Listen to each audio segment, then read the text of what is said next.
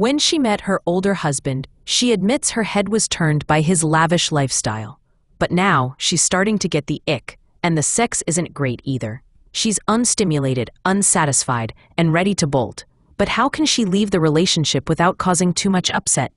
The problem: just over 5 years ago, I married a much older guy who I thought I was in love with at the time.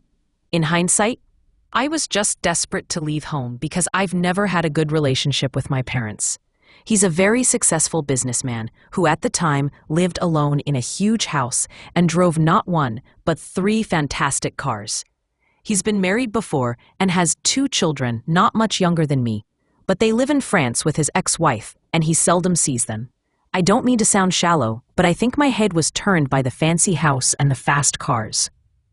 On our 3rd date, he hired a plane and took me to dinner in Le Touquet, so it was hard not to be impressed.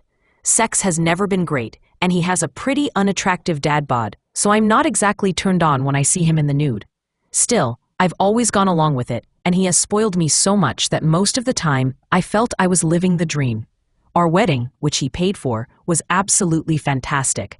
I hate to think how much it cost. Despite all this, my friends have never thought he was right for me, and I must admit, I dread the thought of him getting older and being even less attractive than he is now. They all joke about me being his carer in a few years, and I'll be honest, the thought is pretty chilling.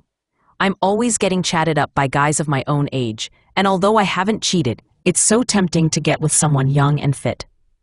I've reluctantly realized I have to leave my husband, but don't know how to do it without hurting him. What advice would you give her?